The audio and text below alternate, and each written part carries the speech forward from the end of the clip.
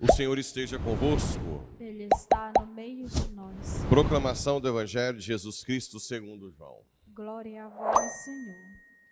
Naquele tempo disse Jesus a seus discípulos: Deixo-vos a paz. A minha paz vos dou. Mas não a dou como o mundo.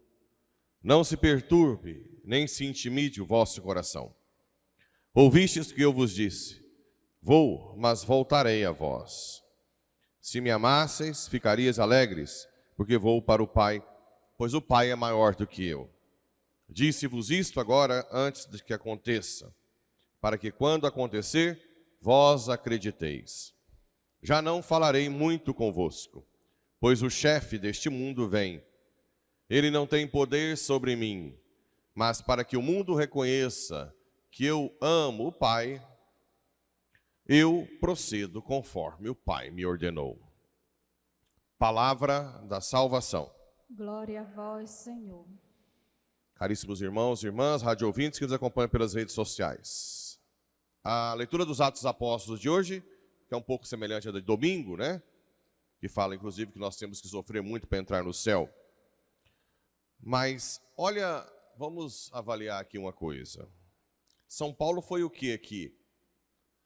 Apedrejado. Uma coisa interessante, ele fingiu de morto. E quem ficou ao redor dele para que ele levantasse? Os discípulos.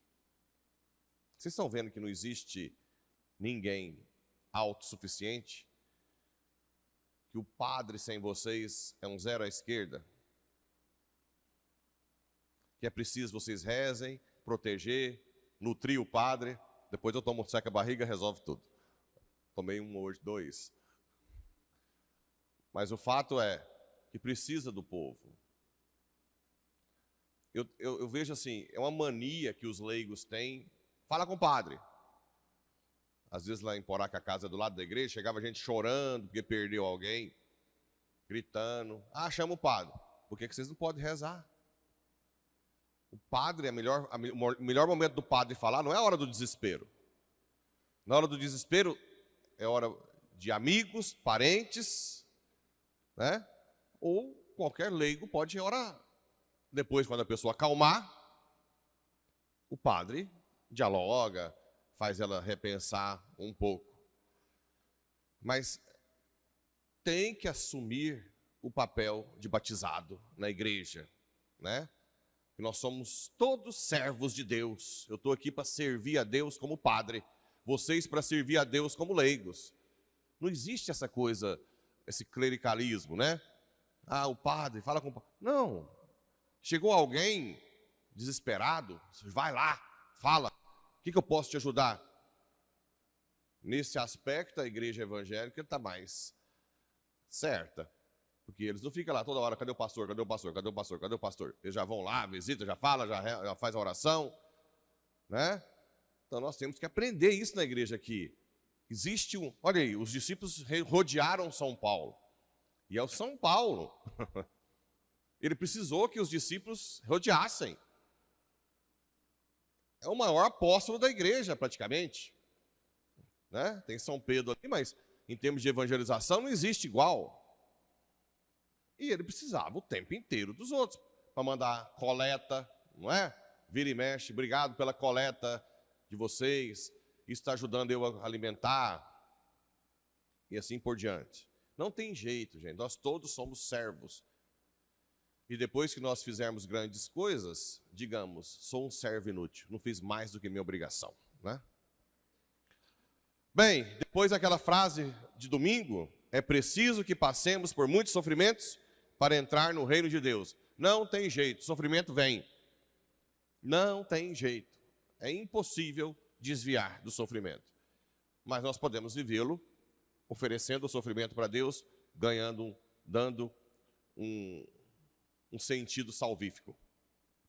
Mas a outra coisa também que me chamou a atenção nesse texto é que depois que passou tudo, chegando ali, reuniram a comunidade contaram-lhe tudo o que Deus fizera por meio deles, e como havia aberto a porta da fé para os pagãos.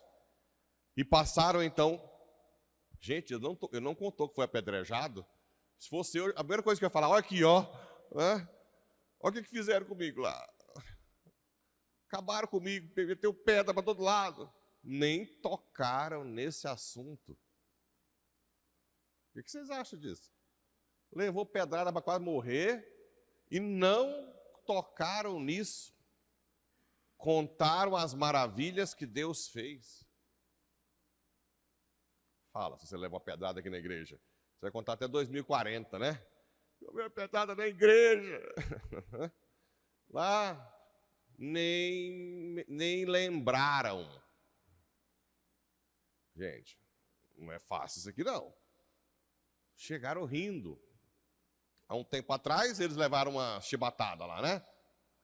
E saíram rindo porque se sentiram dignos de sofrer por Jesus. Agora aqui, São Paulo é apedrejado, chega na comunidade e só conta as maravilhas que o Senhor fez. Nem conta que foi apedrejado. Eu acho que a gente tem que entender que o Espírito Santo é mais forte que a nossa fraqueza. O Espírito Santo. Se nós abrirmos, o problema é que a gente não se abre ao Espírito. Porque isso aqui eu não acredito que seja humano. Não é. Isso aqui é sobrenatural. É ação, é intervenção de Deus na história. Não tem como. Igual achar que São Lourenço vai ficar na brasa, pode virar que assou demais. Isso não é normal aí. Não é normal. Eu já falei para Jesus, puseram na brasa, eu falo, Jesus, nunca ouvi falar. Conheço não. Não me põe não. Agora o outro vai e fala, pode virar? Isso não é normal não. Não é normal. É a graça de Deus. Uma vez eu estava meio tenso assim, Senhor, se for martirizado, vamos combinar aqui, né? Ou no tiro, ou decapitado. Buf, né? Aí depois eu dava atenção, eu falei, gente, se me puser na parede, eu nego Jesus, né? Aí um amigo meu, padre, que morava na Eslováquia, ele disse, larga de ser bobo. Você está achando que o martírio é o você que vai dar a vida? É o Espírito Santo que vai te conduzir. Pode ficar tranquilo. Aí eu acalmei mais, né? Pensei, meu Deus do céu, vou fugir igual um... Mas a gente tem que confiar que vai ser pela graça, se tiver que ser, né? Se tiver que ser. Igual o dia do menino lá em Porá, que parou a moto com o capacete na frente da igreja, assim, ó. O bendito não tirou o capacete. Aí ele sentou na moto, assim, olhando para mim, aí já pensei, né? Último dia de missa.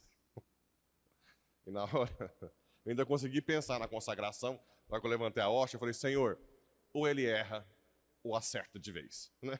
Ou pega no peito para valer, ou ele erra. Meio termo, não. Por favor, Senhor, né? Depois descobri que era um jovem lá da paróquia. Quase peguei ele de couro, né? Como é que você para uma motoca na frente da igreja de capacete? Mas paciência. Já serviu para ver como é que eu estou, né? Já vai vendo. Até cheguei a levantar os braços assim para não errar direito, né? Bem, e o Evangelho? E o Evangelho? Essa frase, deixo-vos a paz, a minha paz vos dou, mas não a dou como o mundo. Não a dou como o mundo. Quem dá paz é Jesus. Não existe paz fora dele. Por que não? Porque é o único que consegue dar sentido ao sofrimento e à morte. Não adianta fora daqui. É o único na história da humanidade que você tem sentido. O sentido salvífico, o sentido de ressurreição, tudo. A vitória sobre a morte, a vitória sobre o pecado. Só ele não tem concorrente.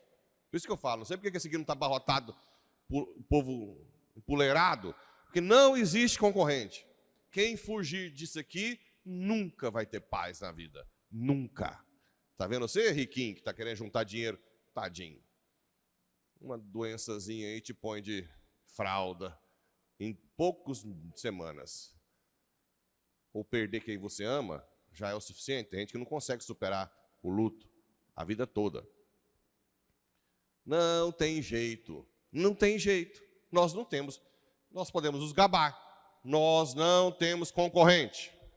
Só Jesus dá paz. Porque para você ter paz, você tem que saber que você vai sofrer e saber dar sentido ao sofrimento, dar sentido à velhice, dar sentido à dor. Né? Uma vez eu até fui visitar um amigo meu na paróquia, em João Pessoa, fui correr na praia. Eu comecei a correr uma pedrinha no pé, né? Eu parei para tirar a pedra, aí veio uma voz assim, deixa a pedra. Eu falei, deixa não, deixa a pedra. E eu fui correr com essa pedrinha. Né? E no início foi... Mas logo passou um tempo, o sangue vai esquentando, né? E fui oferecendo pela igreja, pelo meu sacerdócio. Né? Logo, agora eu nem queria tirar pedra mais. Essas coisinhas eu faço, assim, bem mais tranquilo, né? Não sou de penitência muito pesada, não. Mas quem dá sentido à pedrinha no pé? É ele. Se não fosse ele, eu ia ser chamado de doido, masoquista, fora da casinha. Não, isso a gente é chamado, né? Mas os grandes santos que usavam silício, né? Perna, na coxa, aqueles trem que pinica. Os cartuchos, que não comem nem carne. Não, eu fiz meu retiro vocacional, ou diaconal, com os trapistas. E eles não comem carne, mas foi uma semana difícil. Eu não tenho vocação para trapista, né? Todo dia sem carne, almoço e janta, sem carne, sem carne. Foi até uma penitência. Mas os cartuchos também não comem carne. Faz jejum fortíssimo. Quando morre, depois vocês vão ver na internet, quando um cartucho morre, não põe o nome no túmulo, não. Enrola no lençol, mete terra em cima, mete a cruz, e ninguém sabe onde está. Morreu, serve inútil. Deu a vida toda. Eu vou pôr um pôster no meu... Você vai ver de longe, com um refletor assim, né? Nossa, vou rezar uma Ave Maria para o padre. Os cartuchos, não. Nem o nome, nem a data. Aliás, a data eu não tenho certeza. Acho que a data também não, porque é só a cruzinha assim, ó. E a terrona. Tem gente assim, gente, que morre de vez antes. Para fazer isso tem que morrer antes. Mas o que dá paz para eles? É que tudo isso tem sentido. O que importa é que o morto não é esquecido por ele. O morto vai ser chamado pelo nome, mesmo que não ponha o nome nele no túmulo, né? Mas é assim os cartuchos. Jejum fortíssimo e assim por diante. Não se perturbe nem se intimide vosso coração. Ouvistes? Vou, mas voltarei ao Pai. Se me amasses, ficaríeis alegres porque vou ao Pai. Pois o Pai é maior do que eu. Aqui um dos pontos em que chegou a heresia. O arianismo, que colocava Jesus abaixo do Pai. Aí eles citavam esse tipo de texto.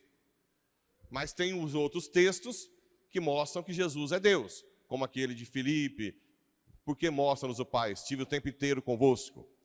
Esse aqui é maior do que eu, como um ser humano, na kenosis. Jesus se esvaziou. Então, quando ele falou, é maior que eu, está falando na sua vida terrena, porque ele deixou o poder todo com o Pai, mas não na sua identidade. Entenderam isso?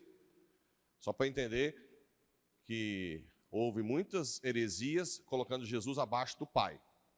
E Jesus é no mesmo nível do Pai, porque o Pai quis, né? O Pai deu tudo para o Filho.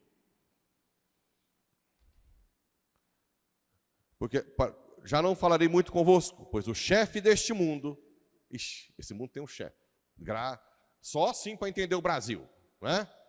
Que o chefe do mundo é o capeta. Não dá para entender o Brasil sem outra forma, não. Não tem jeito. O que é feito nesse país de absurdos, de ditaduras, perseguições, prisões de inocentes e tudo mais, roubalheira de aposentados e tudo mais, né? E não faz nada, persegue quem estava com a bandeira na mão, a mãe de família, mãe solteira, que queria um país melhor, só explica sabendo que esse país, que esse mundo tem um chefe. Mas ele não tem poder sobre mim. Mas para que o mundo reconheça que eu amo o Pai, eu procedo conforme o Pai me ordenou. Mas esse bendito, maldito, maldito chefe deste mundo não tem poder sobre Jesus. O problema é que a gente reza pouco no Brasil. Reza pouco. Nós precisamos de rezar mais, né? Rezar o rosário todo dia, fazer adoração todo dia, jejum, para que o Brasil saia deste castigo satânico, né? Precisamos de rezar muito. Também as guerras, a Ucrânia, a Nicarágua, que expulsou todos os cristãos de lá, e assim por diante.